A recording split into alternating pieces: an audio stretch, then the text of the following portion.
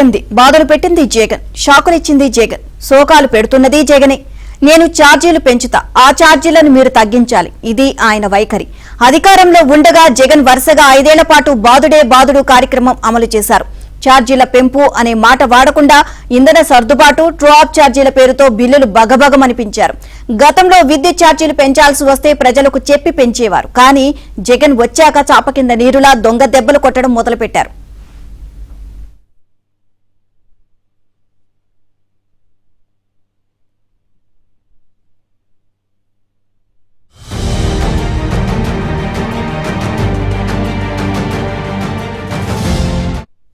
రెండు 2019లో అధికారంలోకి వచ్చిన తొలి ఏడాది నుంచి ఇదే తీరు. విద్యుత్ ఛార్జీలు పెంచడం లేదు అంటూ వార్షిక వ్యయ నివేదికలను సమర్పించే సమయంలో ఘనంగా ప్రకటించడం, ఆ తర్వాత ట్రూ అప్, ఇంధన సర్దుబాటు పేరిట భారం వేయడం ఇదే రివాజు.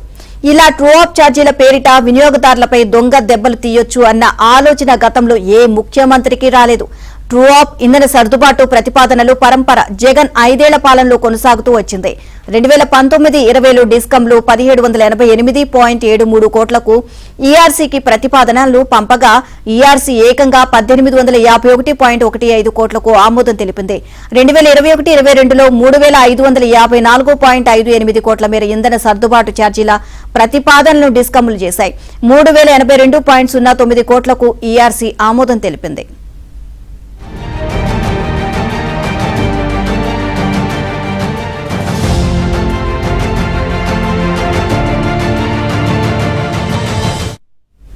ట్రూ అప్ ఛార్జీల వరుస బాధుడుతో ప్రజల్లో తీవ్ర వ్యతిరేకత వస్తుంది అని గ్రహించిన జగన్ పెంపు ప్రతిపాదనలపై ఈఆర్సీ వెంటనే ఆమోద ముద్ర వేయకుండా మేనేజ్ చేసుకున్నారు. మరీ ముఖ్యంగా ఎన్నికల ముందు చాలా జాగ్రత్తలు తీసుకున్నారు. సహజంగా డిస్కంల ప్రతిపాదనలపై 90 రోజుల్లోనే ఈఆర్సీ నిర్ణయం తీసుకోవాల్సి ఉంది. కానీ 2024 సార్వత్రిక ఎన్నికల ఫలితాలు వచ్చేంత వరకు ఈఆర్సీ 2022-23 ట్రూ అప్లపై నిర్ణయం తీసుకోలేదు. అదే సమయంలో ఈఆర్సీ ఆమోదం లేకుండానే డిస్కంలు జనం నుంచి ఛార్జీలు వసూలు చేసి దొంగ దెబ్బతీశాయి. ఈ భారం 2869 కోట్లు. ఇక జగన్ పాలనలో చివరి ఏడాది 2023-24లోనూ ట్రూ అప్ ఛార్జీల ప్రతిపాదనలను ఈఆర్సీకి పంపేందుకు డిస్కంలకు గ్రీన్ సిగ్నల్ ఇచ్చారు.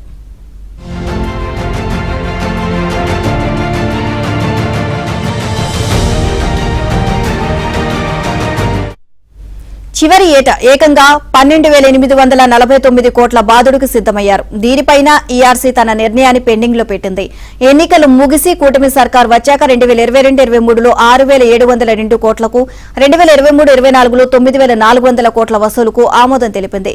విచిత్రం ఏంటంటే జగన్ పాలనలో ఆఖరి ఏటా వినియోగదారులకు తెలియకుండా యూనిట్ కు 40 పైసలు చొప్పున ట్రూ అప్ ఛార్జీల భారాన్ని వేశారు. వేరసి కూటమి సర్కారులో బిల్లులు భగభగమంటున్నాయి అని శోకాలు పెడుతున్న 15,000 కోట్ల విద్యుత్ భారమంతా జగన్ పాలనలోని చివరి 2 సంవత్సరాల్లో ఆయన ప్రతిపాదించినవే. తన జమానాలో పెంచిన ఛార్జీలను ఇప్పుడు తగ్గించాలి అనడమే పెద్ద విచిత్రం.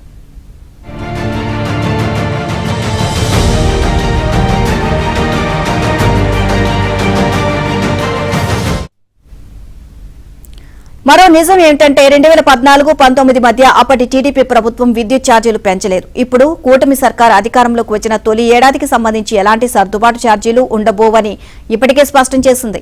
వెరసి ఇప్పుడు భగభగమంటున్న బిల్లులకు ఆజ్యం పోసింది, నిప్పు రాజేసింది ఎవరో కాదు, ఆయన వైఎస్ జగన్మోహన్ రెడ్డి. అదే జగన్మోహన్ రెడ్డి ఇప్పుడు విద్యుత్ ఛార్జీలు తగ్గించాలి అంటూ ధర్నాలు, నిరసనలకు పిలుపు ఇవ్వడం విచిత్రం.